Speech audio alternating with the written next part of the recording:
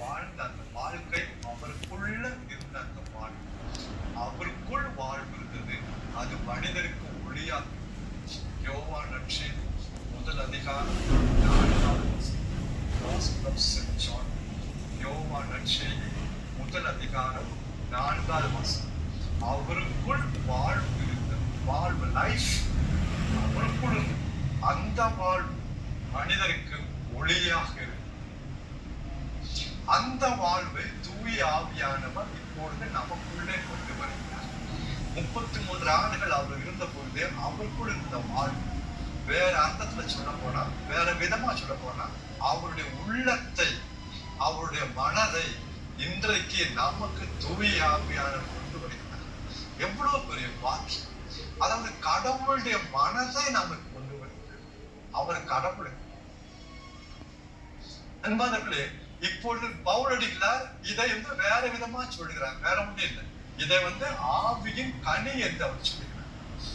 ஆவியின் கனி. கலாத்தியர் 5வது அதிகாரம் 22, 23 வசனம். கலாத்தியர் 5வது அதிகாரம் 22வது வசனமும் 23வது வசனம்.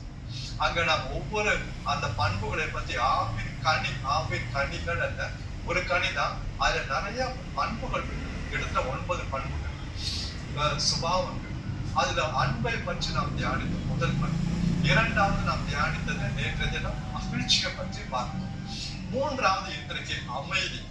அமைதினா சைலன்ஸ் கிடையாது.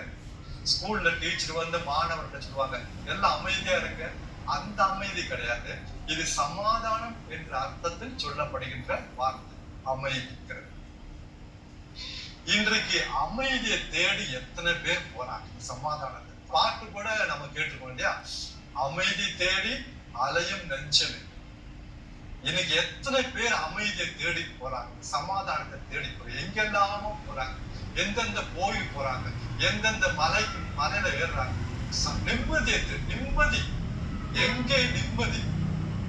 எங்கே நிம்மதி? அந்த நிம்மதி, அந்த அமைதியை தேடி நீங்க மனிதன் அலை எவ்வளவோ காணிக்க போறாங்க. எங்கெல்லாமோ போய் குளிக்கிறாங்க. ஏதாவது பிரச்சனை இருக்கணும். வீட்டுல இல்ல குடும்பத்துல பிரச்சனை இருக்கணும், உடல் வியாதியா இருக்கணும், இல்ல குடும்பத்துல அந்த கணவன் மனைவி உறவு பிரச்சனையா இருக்கணும், பிள்ளைங்க பிரச்சனையா இருக்கலாம், இல்ல வேலையில பிரச்சனையா இருக்கலாம், எதுவும் வேலை செய்ய இடத்துல பிரச்சனையா இருக்கலாம், எங்கேயோ ஒரு பிரச்சனை இருக்கலாம். அதனால அமைதியை இழந்து மனிதன் தவிக்கிறான். ஒரு தவிப்பு. அந்த தவிப்புக்கு விடைதாங்க இன்றைய செய்தி. அன்பானவர்களே, இன்னைக்கு ஒரு சிலர் கன்னியாகுமரியில இருந்து காஷ்மீர் வரைக்கும் சைக்கிளை மிதித்து போறாங்க. கேட்டா ஏன் இப்படி போறேன்னு கேட்டா, உலக அமைதிக்காக நாங்க சைக்கிளை மிதித்து போறோங்கிறாங்க. கன்னியாகுமரியில இருந்து காஷ்மீர் வரைக்கும் சைக்கிள் மிதித்து போயிருக்காங்க. செய்தித்தாள்ல வாசிச்சிருப்பீங்க, நியூஸ்ல வந்திருக்கோம். நடந்ததுதான். கன்னியாகுமரி இருந்து காஷ்மீர் வரைக்கும் உலக அமைதிக்காக, சமாதானத்திற்காக சைக்கிளை மிதிச்சு போறாங்க. அவங்களுக்கு தெரிஞ்சது அவங்க செய்யறாங்க, தப்புன்னு சொல்லு. அவங்களுக்கு தெரிஞ்சது அவங்க செய்யறாங்க.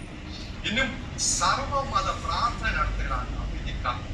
சர்வ மத பிரார்த்தனை, உலக அமைதிக்காக இந்த மாதிரி சர்வ மத பிரார்த்தனை நடத்துறாங்க. அவங்களுக்கு தெரிஞ்சது அவங்க செய்யறாங்க. ஆனா உண்மையான அமைதி எங்கிருந்துங்க வருது? எபேசியர் 2வது அதிகாரம், எபேசியர்னா எபிஷியன்ஸ், எபேசியர் 2வது அதிகாரம் 14வது வசனம், verse 14.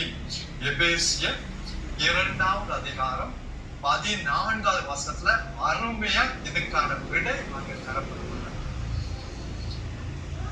அவரே நமக்கு அமைதி அருள்பவர். அவரேங்கிறத ஆண்டவராக இயேசு கிறிஸ்து குறிக்கிறது. அவரே நமக்கு அமைதி அருள்பவர். அப்போ இந்த அமைதி ஒருத்தர்கிட்ட தான் வருது. அவர் தான் ஆண்டவராகிய இயேசு கிறிஸ்து. எவ்வளவு தெளிவா இருக்கு பாருங்க.